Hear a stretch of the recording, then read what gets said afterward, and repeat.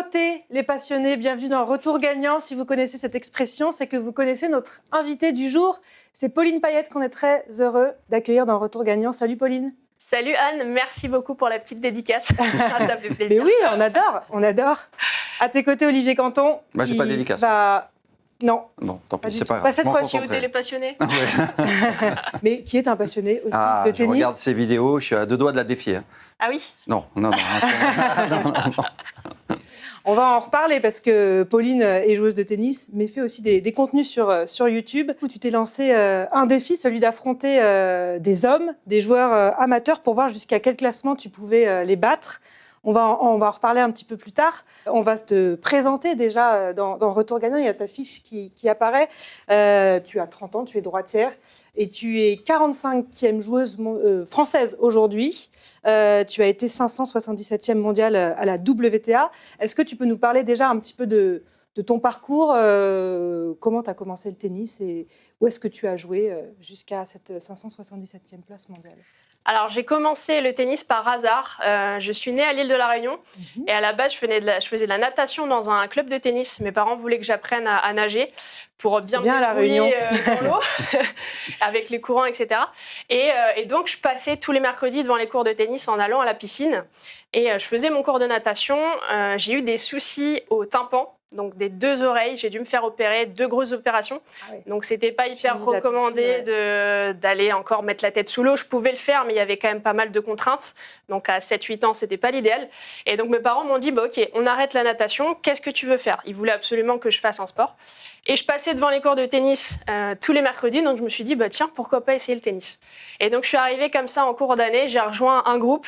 Et donc là, on m'avait prêté une raquette. J'ai tapé mes premières balles. Et là, j'ai eu une sensation incroyable. Et depuis, je me suis jamais arrêtée. Donc, j'ai progressé comme ça petit à petit. 6 mois plus tard, je suis devenue championne de la Réunion de 9 ans. Donc, ça allait très vite pour moi. Ouais. Ensuite, je faisais beaucoup de déplacements avec la Ligue de la Réunion pour aller sur les tournois nationaux. Donc, je partais 3-4 fois par an en métropole. Et à l'âge de 13 ans, avec mes parents, on a décidé que je parte en métropole, en sport-études, seule. Donc, eux sont restés à La Réunion. Je suis partie vraiment toute seule à l'âge de 13 ans, sans ma famille, sans mes repères. Donc, c'était pas évident. Grand saut, là. Ouais, c'est ça. Et donc, ensuite, je suis restée. J'ai pas mal bougé donc dans des sport-études, à Nîmes, à Poitiers. Et ensuite, je suis arrivée en région parisienne pour me professionnaliser. Et j'ai commencé les tournois professionnels à l'âge de 17 ans, où ensuite, je suis montée jusqu'à la 577e place mondiale. Voilà. Le parcours. Ouais. Tu as découvert la réalité du circuit à ce moment-là. Bon, maintenant, tu fais beaucoup parler avec tes vidéos. On va l'évoquer un petit peu plus tard. Qu'est-ce que tu retiens de ce parcours chez les professionnels? Tu l'es encore, mais sur ce parcours où tu as essayé, j'imagine, tu as rêvé d'aller intégrer le circuit principal. Qu'est-ce que tu en retiens? Les difficultés, c'est ça, c'est très, très dur. Ouais, c'est très dur. Après, je retiens pas que le négatif, parce qu'il y a aussi énormément de positifs. Le fait d'être partie à l'âge de 13 ans, ça m'a quand même vachement aidée dans la vie à me rendre beaucoup plus autonome, beaucoup plus responsable de tout ce que je faisais. Et donc ça, c'est vraiment le bon côté. J'étais capable de tout faire et de tout gérer seule. Donc ça, c'est vraiment génial. Et moi, je dis toujours que le tennis, c'est l'école de la vie. Donc ça apporte énormément de valeur, de discipline, de rigueur. Et donc c'est valable aussi pour la vie de tous les jours. Donc ça, c'est vraiment les bons côtés. Après, dans les côtés plus difficiles, évidemment, c'est un sport extrêmement dur. Financièrement, c'est très compliqué parce qu'on ne gagne pas sa vie. On perd énormément d'argent tant qu'on n'est pas dans le top 200 mondial. Et moi, je n'ai pas eu la chance d'avoir des gros soutiens et des sponsors, donc c'était très compliqué. Mais j'essaie quand même d'aller de l'avant et de voir le positif que ça m'a amené quand même dans ma vie. Parce que justement, faute de moyens financiers, tu décides d'arrêter parce que ça te coûte trop cher, ce circuit international de la WTA. Ça, c'est en 2018. Et à partir de 2019, tu te concentres sur le circuit national des grands tournois, CNGT. C'est un ensemble de tournois qui a lieu en France. Et pour le coup, où il y a beaucoup moins de coûts liés au voyage. Et là, ça t'a permis de continuer à vivre du tennis. Ouais, complètement. En fait, moi, je n'avais pas du tout envie d'arrêter la compétition et on a la chance en France justement d'avoir un excellent niveau national et énormément de tournois grâce à ce circuit CNGT, donc circuit national des grands tournois. Et donc, j'ai passé en parallèle du coup de ces tournois-là, j'ai passé mes diplômes d'entraîneur de tennis, donc mon DE tennis, un diplôme aussi en préparation physique et en nutrition. Et j'ai continué de jouer sur les tournois nationaux tout en donnant des cours en début de semaine. Donc, l'avantage des CNGT, c'est qu'on joue en général entre le jeudi et le vendredi et ça dure à peu près 3 jours. Donc c'est le vrai avantage par rapport aux ITF où il faut vraiment partir plusieurs semaines parfois à l'étranger. Là, c'est vrai qu'on part sur 3 jours et on revient ensuite à la maison. Donc en termes d'organisation, c'est vrai que c'est plus pratique. Et c'est des tournois avec des professionnels ou il y a des amateurs qui peuvent participer, pour le coup, les CNGT? Alors les CNGT, ils sont ouverts à tous. La plupart des CNGT sont ouverts à partir de non classés. Donc les tournois se déroulent en général sur 3 semaines, 1 mois.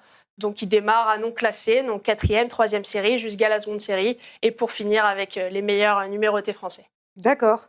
Et donc, le circuit ITF, tu l'as un petit peu Côtoyé. Côtoyé, voilà, chercher le mot. Il y a quand même une grosse différence avec ces tournois-là, sur le côté aussi solitude, parce que quand tu pars à l'autre bout du monde pour faire un tournoi ITF, tu pars toute seule, tu n'as pas forcément les moyens d'emmener un coach ou un kiné. C'est ça aussi qui fait la différence quand on décide d'arrêter ce circuit-là et de rester en France? Oui, c'est ça. Après, c'est vrai que l'ambiance est différente. Sur les CNGT, je trouve que c'est plus une ambiance entre collègues, si on peut dire ça comme ça, parce que finalement, les filles qui jouent les CNGT, c'est toujours les mêmes. On est à peu près 10-15 en France à se voir finalement quasiment tous les week-ends ou plusieurs fois par mois.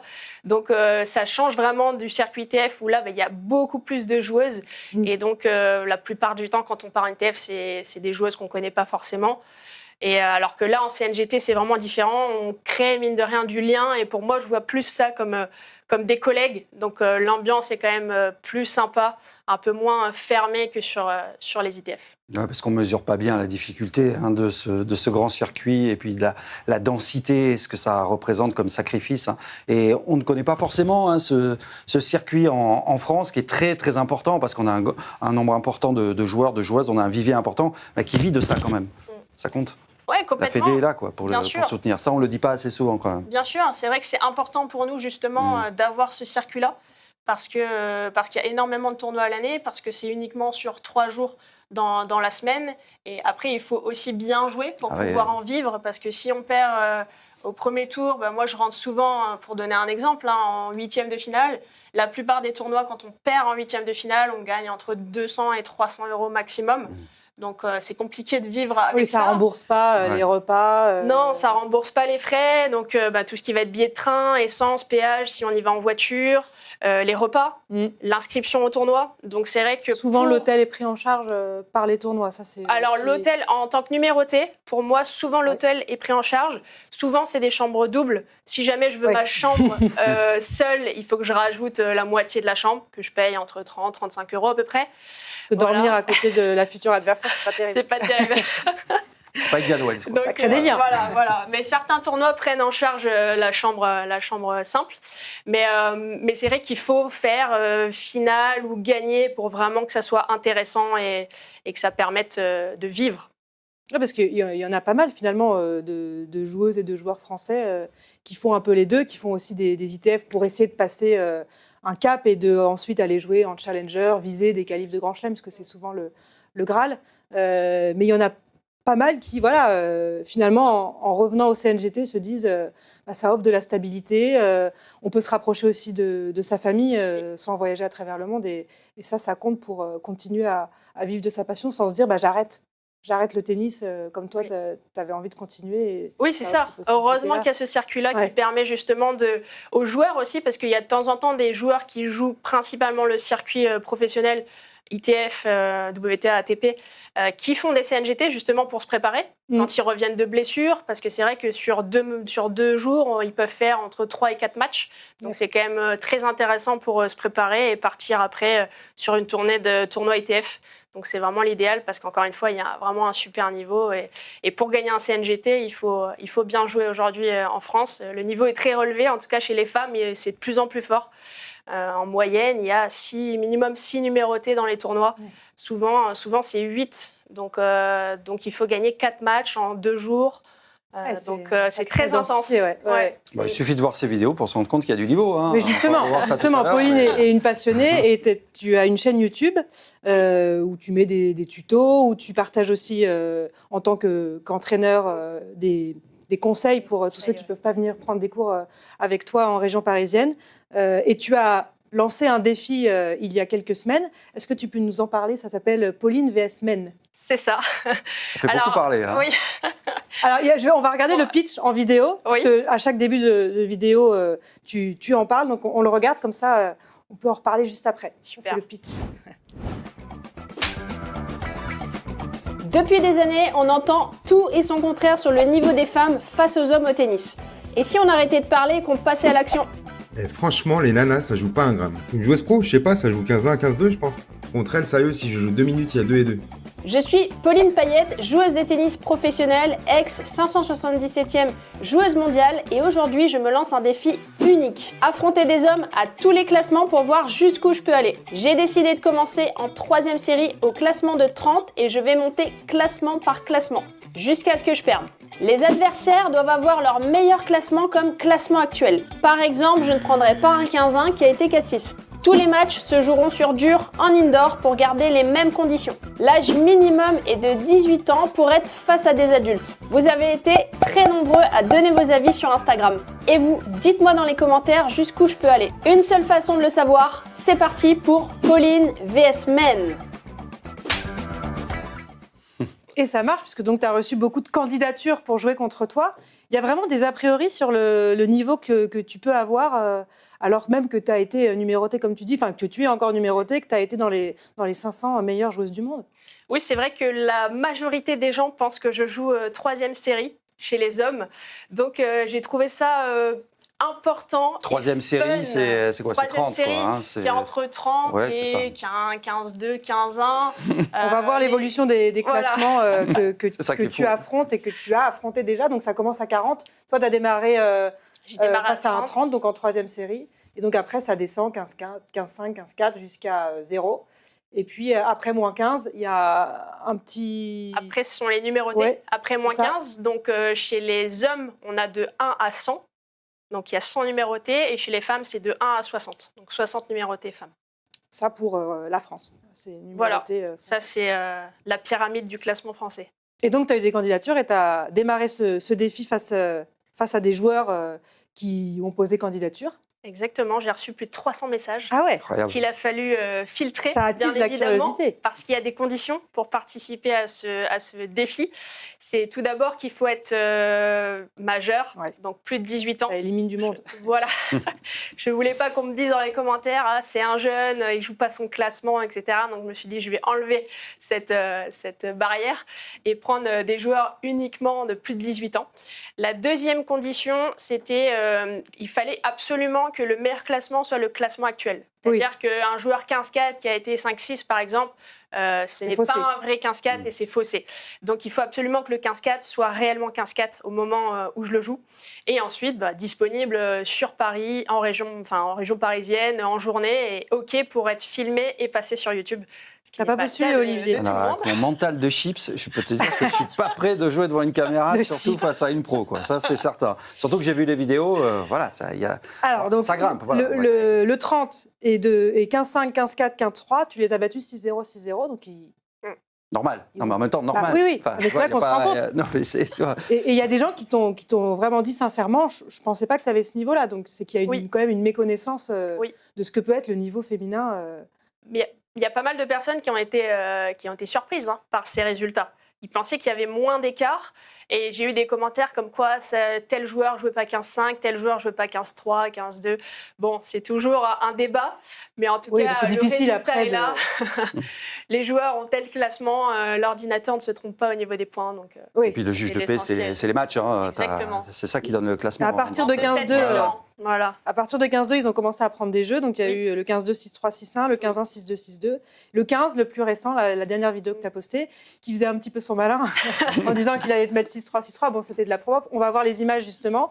Il a pris 6-0, 6-1. Est-ce que tu te mets un peu de pression, quand même, quand tu les joues, ces matchs, parce que tu mets ton image en jeu aussi. Oui. C'est vrai qu'au départ, quand j'ai fait le premier match, il n'y avait personne dans le club quand j'ai filmé. Je me suis dit, bon, je fais mon petit truc de mon côté et ça a pris une grosse ampleur dans les médias. Donc là, c'est vrai que c'est regardé par énormément de personnes et c'est très suivi. Donc forcément, ça met une pression. Et c'est vrai que quand j'arrive sur un match de ce défi, je suis exactement dans les mêmes conditions que pour mes tournois. Et c'est pas un simple match d'entraînement, c'est vraiment dans des conditions officielles du réel d'un match officiel en tournoi. Oui, parce que c'est vachement sympa à regarder. Moi, je me suis pris au jeu. J'ai regardé la première vidéo, j'ai dit, OK, elle a joué au 30. Tiens, qu'est-ce que ça va donner face au 15-4 et puis tu continues. C'est comme une série, on attend l'épisode d'après. Il y a le match en intégralité. Alors, coupé, on voit tous les points. En plus, tu es sans filtre, parce que tu commentes les points. Tu montres donc tous les points. Et il y a des fois où tu n'es pas forcément mis en valeur parce que ça peut arriver, tu peux faire un mauvais coup droit et tu le montres. Et tu l'analyses d'ailleurs, où tu dis, ça, c'était pas terrible. Oui, des fois où je bouge pas assez les jambes, où je fais pas les efforts, où je fais un mauvais choix tactique. Et c'est très important de le montrer parce que c'est vrai que dans le tennis, on a tendance à montrer les highlights et les plus beaux points. Or, les highlights, ça reste peut-être 10% d'un match de tennis. Donc, c'est important de montrer la réalité. Et pour toi, c'est un bon coaching aussi de te revoir jouer, de pouvoir analyser un petit peu à la vidéo ce que tu as bien fait. Oui, c'est vrai que c'est hyper intéressant. C'est vrai que c'est hyper intéressant parce que ça permet d'avoir un petit peu plus de recul où parfois, je me rappelle exactement des situations lors de certains points. Et quand je le revois à la caméra, je me dis, mais là, c'était un mauvais choix. Et c'est beaucoup plus facile quand on le regarde et qu'on est à l'extérieur que quand on est sur le court. Et les retours des gens sont positifs sur cette démarche-là. Il y a des paris un peu aussi sur jusqu'où ils te voient aller. Oui, globalement, il y a énormément de retours positifs. Je sais que j'ai quelques amis qui ont fait quelques paris sur des restos à droite à gauche. Sympa. Et après, il y a eu pas mal de commentaires négatifs aussi. Ça, c'est les réseaux. On a il y a ceux qui ne comprennent pas la démarche. Ils ne comprennent pas, qu'ils pensent que je dis que je bats tout le monde et que je suis meilleure que les hommes, alors que ce n'est pas du tout le cas. Je sais très bien qu'il y a une différence. Et c'est justement pour ça que j'ai commencé à 30, pour voir justement jusqu'où je peux aller. Mais en tout cas, c'est une initiative bienveillante. L'idée, c'est de faire vivre le tennis, de mettre le tennis féminin en avant. Et c'est le principal. Mais ça a toujours été un débat, cela dit. Le niveau des femmes face au niveau des hommes, même au plus haut niveau. Serena Williams en a parlé, en disant que c'était deux sports complètement différents, même si elle a tapé la balle souvent avec d'autres joueurs. Quelle est la différence fondamentale entre le niveau des femmes et des hommes au tennis quand elle dit que ce n'est pas le même sport? Pour moi, il y a deux éléments vraiment qui font la différence. Premièrement, ça va être le service. Les hommes servent beaucoup plus fort. Parce que physiquement, ils sont plus forts. Il y a quand même des grosses différences physiologiques entre les hommes et les femmes. Et clairement, au service, les hommes sont plus grands, sont musculairement beaucoup plus forts au niveau des épaules, du dos, des pecs. Et donc, servent beaucoup mieux. Donc ça, c'est le premier élément. Le deuxième élément, c'est que physiquement, ils couvrent beaucoup mieux le terrain. Ils sont beaucoup plus rapides. Donc, quand une femme va pouvoir gagner un point au bout de 3-4 frappes, contre un homme, ça va peut-être être 5, 6, 7 frappes qu'il va falloir. Donc forcément, nous, ça nous pousse peut-être un peu plus tôt à la faute. Et eux, forcément, se déplacent beaucoup mieux. Donc pour nous, c'est beaucoup plus compliqué à gérer. Donc les déplacements et le service, pour moi, c'est vraiment ce qui fait la différence. Parce que si du fond du court, ils peuvent faire illusion, quoi. Ouais, on a vu une Serena, d'ailleurs, taper la balle face à des Dimitrov. Complètement. Je trouve qu'on ne voit pas du tout de différence. Quand un homme joue avec une femme dans l'axe, dans les diagonales, sur des gammes, je trouve qu'il n'y a aucune différence. Voire même, certains hommes souvent préfèrent jouer avec des femmes parce qu'ils disent que les femmes sont beaucoup plus régulières et font moins de fautes. Et donc clairement, je trouve qu'on n'en voit pas du tout. Mais à partir du moment où il y a le service qui rentre en jeu et les déplacements, c'est là où l'écart se creuse. Et puis ça ne sert à rien de comparer. Dans d'autres disciplines, tu ne compares pas. Toi, tu vas voir un match de basket féminin, tu ne t'attends pas à voir les filles faire les mêmes choses que les hommes. C'est la même chose pour le tennis. Pourtant, c'est les émotions, le match, ce que ça te procure. Et les joueuses font des choses admirables. Complètement. Et pas forcément avec le physique de Serena. J'ai lu que ton modèle féminin, c'était Justine Henin. Oui. Là, pour le coup, elle, au niveau des déplacements, et c'est la famille Eurosport, parce qu'elle est consultante chez nous.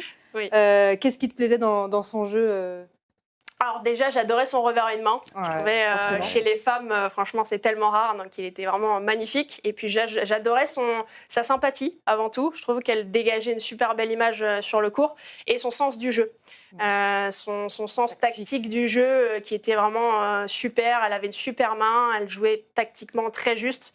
Et moi, c'est ce qui me plaisait énormément, donc je m'en suis beaucoup inspirée. Justement, toi, ton style de jeu, c'est quoi? T'aimes bien varier, j'ai l'impression, dans tes vidéos.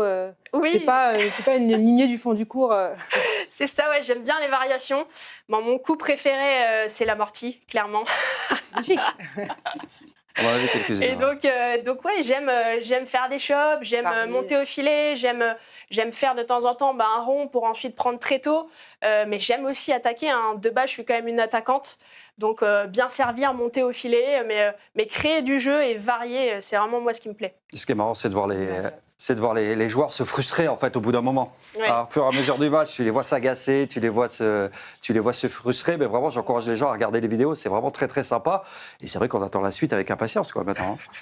Jusqu'où oui. Toi, tu as une idée un peu t'as déjà affronté des joueurs de ce niveau-là hors du défi, bien sûr. Alors, on m'a posé souvent la question. Maintenant, je m'entraîne très peu, voire plus du tout. Donc, à l'époque, je m'entraînais beaucoup avec des hommes. Maintenant, c'est plus le cas. Donc, j'ai moins de repères par rapport à ça. Mais j'espère aller à 2-6, 1-6. Ça serait super, voire mieux, si je peux. Ça dépendra aussi beaucoup du style de jeu et de ma forme, parce que c'est vrai que d'un jour à l'autre, ça peut tellement changer. C'est bien chargé entre mes tournois, mon activité de coaching, puis ces matchs du défi. Il faut arriver quand même en forme, surtout que c'est de plus en plus dur. Oui, ça c'est sûr, ça monte en niveau et tu fais tout toute seule. Hein. La caméra, le montage. Ouais, je fais la production, je pose ma caméra sur le cours, je fais le montage. Je crois que c'est le système D d'ailleurs, la caméra, non? C'est ça. Alors exactement. J'ai créé en fait, j'ai pris un monopode avec un porte-bidon de vélo pour faire un petit crochet et donc du coup que j'accroche sur les bâches, sur les grillages. Et donc c'est un système bricolé. C'est la débrouille. C'est ça. Tu es partie très jeune de chez toi, donc tu as aussi appris à te débrouiller seule, loin de ta famille. Justement, en parlant de tennis féminin, on a eu le tournoi de Miami qui a eu lieu la semaine dernière, sur 12 jours. Et donc, c'est un tournoi féminin et masculin. Et chez les femmes, c'est Aryna Sabalenka qui l'a emporté. Elle est numéro 1 mondiale. Elle n'a pas perdu un set. Elle rappelle que c'est bien elle, la patronne du circuit. En revanche, le tennis français féminin est un peu en difficulté puisque cette semaine, Caroline Garcia sort du top 100 pour la première fois depuis 2013. Et il me semble que ça faisait plus de 13 ans qu'elle était dans le top 100. Et derrière elle, c'est aussi un petit peu... Alors, dans le top 100, il n'y a plus qu'une joueuse. C'est Varvara Gracheva qui a été naturalisée en 2023, qui est 66e. Mais derrière elle, c'est un petit peu le désert. Et on voit qu'au niveau de la formation, le vivier se tarit un petit peu aussi. Toi, quel regard tu portes sur le niveau du circuit féminin actuel côté français? C'est vrai que on a des très bonnes joueuses, mais c'est vrai qu'il nous manque une fille qui est dans le top 10, et c'est malheureux. C'est malheureux parce que moi, je suis une grande fan du tennis et du tennis féminin. Je suis française, donc j'ai vraiment à cœur de voir des joueuses françaises sur le devant de la scène, et ça me ferait vraiment très plaisir. C'est une situation malheureuse quelque part, mais pour moi, je trouve qu'il faudrait qu'il y ait un petit peu plus de femmes dans ce milieu du tennis, et notamment au niveau des coachs. Je sais que moi, personnellement, dans ma carrière, j'ai pas eu la chance d'avoir une coach féminine, et ça m'aurait fait beaucoup de bien. Cette sensibilité, cette compréhension, parfois qui peut manquer. C'est vrai que le tennis, ça reste quand même un milieu assez masculin, quelque part. Et donc, le fait d'apporter un petit peu plus de féminin, et justement, à travers moi, ce que je fais, j'essaye, à travers les réseaux sociaux, d'apporter cette touche féminine pour amener un petit peu plus de filles et de femmes soit se mettre au tennis, soit rester au tennis, en se disant non, c'est pas forcément un sport masculin, c'est un sport mixte, et qui est bien sûr faisable pour toutes les femmes, pour toutes les filles. Et donc le but, c'est vraiment d'essayer de ramener un petit peu plus de femmes et de filles au tennis, parce qu'il y en a, mine de rien. Et ensuite, trouver un système pour peut-être fédérer un petit peu mieux tout ça, mélanger un petit peu plus les filles, avoir peut-être un meilleur état d'esprit aussi au sein de l'entraînement. Je trouve que parfois les filles, en tout cas à haut niveau, ont tendance à être vachement dans leur coin, à pas se mélanger, à être un peu fermées. Il n'y a pas assez de transmission des top joueuses avec les plus jeunes, parce qu'on a vu que c'était le cas avec les garçons, parce qu'il y a aussi... eu des générations depuis des années qui se succèdent, et il y a toujours du renouvellement et de la transmission. Ça manque peut-être ça aussi un peu chez je trouve que ça manque. Moi, à l'époque, quand j'étais en 2012 au CNE, donc j'étais junior, j'ai pas eu la chance une seule fois en plus d'un an de jouer avec une top joueuse. Donc moi, j'avais trouvé ça dommage parce que j'avais vraiment hyper envie et j'étais hyper motivée de jouer avec des top joueuses. Et malheureusement, c'est pas arrivé une fois dans l'année. Alors Là, que chez les t'avais quel âge, hommes, là, j'avais 18 ans. Et tu faisais partie des meilleurs dans ta catégorie. Françaises, ouais. Et à l'époque, je me rappelle qu'il y avait Lucas Pouille, Mathias Bourg, qui jouaient qui était de ta génération. Régulièrement avec des Richard Gasquet, avec des Tonga, des Paul-Henri Mathieu. Et donc, il y a aussi ce partage aussi qui était hyper intéressant et cette expérience qu'ils pouvaient engranger grâce à ces grands champions. Donc j'espère que c'est vrai que là, on a un gros trou au niveau du tennis féminin.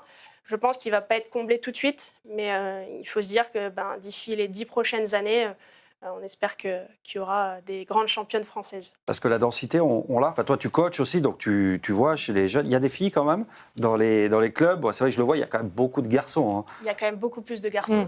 Mais il y a quand même des filles. Et encore une fois, il faut trouver la sensibilité. Il faut amener un petit peu plus de coachs femmes pour justement motiver les filles à continuer et à jouer au tennis et à s'entraîner, à faire ce qu'il faut. Et c'est vrai que je vois aussi parfois des compétitions mixtes. C'est vrai que parfois dans les tournois, notamment à 9 ans, parfois il y a 2 filles ou 3 filles dans le tournoi, donc ça fait 1 ou 2 matchs. Donc c'est vrai que c'est pas hyper motivant, c'est toujours les mêmes filles qui se jouent aussi. Donc trouver des systèmes, pourquoi pas sur des compétitions mixtes aussi, pour que les filles puissent se mélanger et que ça soit une dynamique positive pour que les filles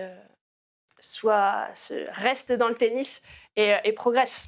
C'est bien d'avoir des joueuses expérimentées comme toi qui viennent transmettre ça aussi aux plus jeunes à tous les niveaux. Pour continuer à faire vivre ce sport, parce qu'en France, on a un beau vivier, on a une fédération qui est riche, qui a des moyens, donc qui accompagne bien les joueurs. On l'a vu aussi avec ces tournois CNGT. Donc, pourvu que ça revienne, parce que c'est vrai que le pendant masculin du tennis français se porte bien. Oui. On l'a vu encore là à Miami. On va reparler de ce tournoi de Miami, puisqu'il s'est terminé tard dans la nuit de dimanche à lundi avec cette finale qui a été décalée. Et la victoire du phénomène Jakub Mensik, qui a 19 ans, qui a remporté son premier titre en carrière. Et c'est un titre en Masters 1000 face, s'il vous plaît, à Novak Djokovic en 2 tie-breaks. 7-6, c'est une consécration en plus face à son idole de jeunesse. Ça fait un petit moment qu'on le voit venir, mais il est extrêmement impressionnant, Olivier, ce jeune Tchèque, 19 ans. Phénoménal, l'accolade est très sympa. On parlait de transmission. Djokovic l'avait fait venir à Belgrade après son beau parcours à l'Open d'Australie Junior quand il avait atteint la finale. Donc il avait tapé la balle quand il avait 15-16 ans avec lui. Et très vite, il avait senti le potentiel. Et c'est marrant parce qu'après sa victoire, ici, sur la caméra, quand même, tu viens de taper Djokovic, tu viens de gagner ton premier Masters 1000, tu as 19 ans et il met First of Many. Le premier d'une longue série. Ouais. C'est assez incroyable. Ça classe quand même le caractère de ce bonhomme. Donc on sait depuis longtemps qu'il est très bon. Il a été numéro 2 mondial chez les juniors. L'année dernière, pour l'un de ses tout premiers tournois, il va en finale à Doha en battant des joueurs du top 10. Alors c'est vrai qu'après, moi je pensais qu'il allait peut-être grimper encore plus vite, parce que là il était 54e.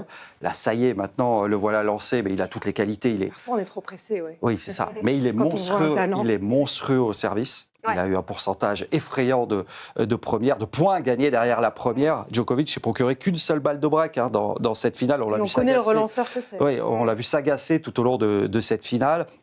Mais il n'y a pas que ça. Derrière, il a un punch terrible. Il est hyper percutant sur son deuxième coup de raquette. Et puis, ce qui est rare chez ces joueurs-là, il n'est pas fébrile. C'est-à-dire qu'il y va, il ne se pose pas de questions. Quand il faut s'engager, il s'engage. Quand il faut monter, il y va. Quand il faut conclure au filet, il y va. Et c'est peut-être ça le plus impressionnant. Donc là, clairement, on tient au phénomène. Encore une fois, on n'est pas surpris. On le voyait venir. Ouais. Mais avec lui et Fonseca, le Brésilien, c'est vrai qu'on se dit que dans les années à venir, quand même, il y a de belles choses à venir. Mais après, jusqu'où va-t-il s'arrêter? Très clairement, c'est un top 10 en puissance. Ce garçon qui a battu quand même dans ce tournoi, il bat Draper qui venait de gagner le tournoi d'Indian Wells. En demi-finale, il tape Fritz au tie-break du dernier set. Il remporte tous ses tie-breaks. Il dispute 7 tie-breaks dans le tournoi. Il les remporte, dont 2 en finale face à Djoko. Ça va. C'est bon pour la confiance. Et c'est très drôle parce qu'il est né en 2005. Ouais, regardez ça. Il est né en 2005. Cette année-là, Djokovic était déjà dans le top 100. Oui. Il obtient son meilleur classement avec cette victoire, donc il est dans le top 30, ça y est, 24e mondial, il était 54e au début du tournoi. 3 victoires sur les top 10, donc on l'a dit, Draper, Fritz et Djokovic. 8 victoires sur les 11 derniers matchs face à des joueurs du top 10, donc ça montre quand même la mentalité phénoménale. Un incroyable ratio. Ouais. Et cette stat sur les tie-breaks qui est quand même folle, parce que en finale, il faut aller le faire, de remporter 2 tie-breaks face à Djokovic, qui est plutôt pas mal dans l'exercice en plus. Ouais, c'est marrant parce que c'est... tu vois, Fonseca, par exemple, on en parlait tout de suite d'un phénomène. Il a fait la une des magazines. Lui, un petit peu moins, paradoxalement. Je vois dans mon club de tennis ce week-end, ça je glisse que je joue moi aussi au tennis. Donc ma crédibilité, c'est bientôt le important, défi. Tu vois. Mais toi, on m'a dit, voilà, c'est quoi cette finale? C'est quoi ce tchèque? Metsic, mais c'est qui? Ouais, voilà. Je dis, attendez, il est hyper fort. Ça sort pas de nulle part. Mais on en parlait un petit peu moins. C'est vrai qu'il avait pas... Il avait des coups d'éclat. En Australie, tu vois, il tape rude, tu vois, il bat des top 10, il fait des gros matchs. Puis des fois, il avait du mal un peu à enchaîner. Là, ça y est, quoi. En plus, il a très peu de résultats sur terre battue, donc je pense qu'il va encore continuer à grimper. Il y a eu des belles premières. Il a raté quelques points, là. Son premier grand chelem à 17 ans, il se qualifie. Il sort des qualifs, il va jusqu'au 3e tour. Premier tournoi ATP, il va en finale. C'était à Doha en 2024. Et première finale de Masters 1000, il la gagne contre Djokovic en plus. Donc c'est fort. Et il rejoint un beau club aussi des plus jeunes champions en Masters 1000. On va voir la liste qui va s'afficher. Parmi eux, Rafael Nadal, Michael Chang, Carlos Alcaraz, bien sûr, Holger Rune, qui a fait le coup déjà à Djokovic en finale en 2022 à Paris. Ouais, parce qu'il perd quasiment jamais face à ce qu'on appelle les teenagers, hein, les moins de 20 ans. Hein. C'est seulement sa 4e ou 5e défaite, hein, Djokovic, face à des joueurs de cette catégorie-là. Ouais, c'est vous dire quand même Jakub Mensik. Après, alors, Djokovic, t'es très fatigué à la fin. Hein. C'est vrai qu'on sentait que physiquement, ça commençait à devenir difficile. À sa décharge aussi, il avait une infection à l'œil. Je ne sais pas si tu avais vu les photos juste avant son match. Gonflé, il était quand même bien gonflé. Il se mettait des gouttes pendant le match. Là, je ne sais pas, c'est toi la joueuse professionnelle, ça ne doit pas être évident quand même de jouer avec une infection à l'œil. Pour la vision. Bien sûr. Mais on connaît le mental de Djokovic. Rien ne l'arrête. Il s'est accroché, mais vraiment, il n'y a pas eu photo. Dans les tie-breaks, il est passé à côté. Enfin, c'est l'autre qui lui a mis plus de pression. Exactement. Pas photo. Mais il est quand même de retour. Mais un beau rebond pour Djokovic qui avait été inquiétant à Indian Wells. Alors Olivier me regarde parce qu'il avait dit que Djokovic était loin d'être terminé. Après Indian Wells, on avait débattu avec Nicolas Espudé. Parce qu'il est battu d'entrée à Indian Wells. Il restait sur 3 défaites d'affilée. J'avais dit, mais pas du tout, faut pas s'inquiéter. C'est Novak qui se connaît par cœur. Vous allez voir quand il va être motivé. Il a écrasé Dimitrov. Voilà, t'as pas l'extrait, c'est pour me faire briller. Donc, non, mais attends. Il est 4e à la race. Hein. Donc, il n'est pas à la rue. Hein. C'est bon. Après un tiers de la saison. On n'enterre pas Djokovic. Après sa capacité à aller gagner un grand chelem. Peut-être pas. Quand on voit l'enchaînement des matchs, là, il arrive en finale très fatigué. Mais il y a autre chose qui a été prouvé sur ce double sunshine, donc l'enchaînement Indian Wells-Miami, en l'absence du numéro 1 mondial Yannick Sinner, c'est que les autres membres du top 10, ils n'ont pas tellement répondu présent, à part Djokovic là, qui est quand même toujours dans ce top 10 mondial. On a un petit sujet de service volé à ce propos, et on en reparle juste après. 0. Ça, c'est le nombre de défaites subies par Yannick Sinner depuis le 5 octobre 2024. Dans ce laps de temps, l'Italien a remporté un Masters 1000, un ATP Finals, une Coupe Davis, enfin ce qu'il en reste, et un Grand Chelem. Tenez-vous bien, Sinner a joué un seul tournoi depuis le début de la saison, et alors que nous sommes déjà début avril, il est toujours premier à la race, c'est absolument lunaire. Le constat est terrible pour le top 10, et en particulier pour Alexander Zverev qui s'est démultiplié comme jamais, a disputé 7 tournois sur le premier trimestre, tout ça pour confirmer ce qu'on savait déjà. L'Allemand est un joueur fragile qui n'a pas les épaules pour être numéro 1 mondial. La suspension de Sinner a ainsi confirmé par l'absurde qu'il est le seul et unique patron du circuit actuellement. Alors ok, on aime ou pas son charisme relatif sur le court, on aime ou pas sa manière implacable, voire carrément mécanique, d'exécuter ses adversaires comme de pauvres 15-2, mais on peut difficilement reprocher à l'Italien son immense domination, surtout qu'il a souvent démontré par le passé de grandes difficultés à tenir la cadence au-delà de 4 heures. Mais encore faut-il réussir à le pousser jusque-là, et c'est bien ça le problème, plus personne n'y arrive. Bref, Sinner est l'homme à battre, le dernier rempart, celui qui donne encore plus de saveur à ses titres par sa seule présence. Lorsque Carlos Alcaraz bat Yannick Sinner en finale de Pékin l'année dernière, match complètement énorme, eh bien c'est parce que c'est Yannick Sinner en face, de l'autre côté du filet, que Carlos Alcaraz parvient à débloquer son niveau de Super Saiyan dans le tie-break de la 3e manche. Mais ça, c'était avant. C'était avant que Sinner soit suspendu pour négligence, pas pour dopage, même si tous ses haters le traiteront de dopé jusqu'à la fin de ses jours. Dans leur bêtise et dans leur haine, ils oublieront la force mentale que Sinner a déployée à partir du printemps 2024 pour bloquer la menace d'une suspension, les idées parasites, les nuits blanches, pour ne jamais dévier de son niveau moyen. L'affaire comporte, c'est clair, une part d'ombre avec un soupçon de favoritisme, et elle doit nous interpeller sur la manière manière dont les cas de dopage sont gérés dans le sport. Mais on ne peut pas enlever le meilleur joueur du monde des tableaux sans que cela soit sans conséquence. Les vainqueurs d'Indian Wells et de Miami apparaissent ainsi comme des vainqueurs par défaut, comme lorsque Djokovic avait été privé d'Open d'Australie en 2022. Aucun compétiteur ne souhaite gagner dans ces conditions, car c'est en battant le meilleur joueur du monde qu'on prouve sa véritable valeur. Le circuit vit donc un début de printemps agité, entre deux eaux. La crise existentielle d'Alcaraz, Zverev qui nous fait du Zverev, Medvedev hors du top 10, un top 10 justement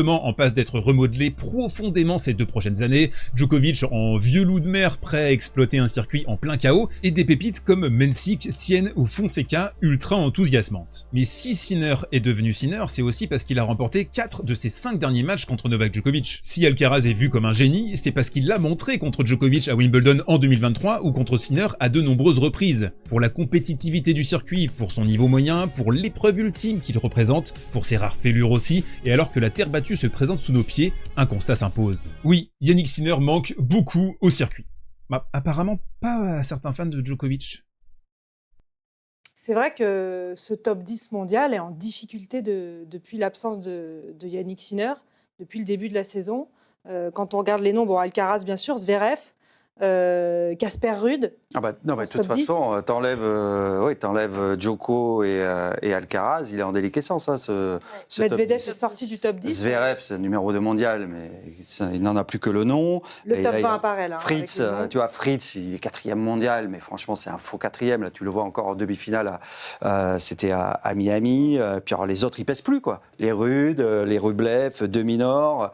Et c'est vrai qu'on se demande si ça va pas, justement, on parlait de Mansik, ça va pas vite bouger avec Parce que finalement, avec ceux ces qui se sont joueurs-là. le plus montrés cette année, en l'absence de Sinner, c'est des tout jeunes. On a beaucoup parlé de Joao Fonseca qui allait remporter son premier titre. Là, c'est Mensik qui est un petit peu plus âgé, qui a 19 ans.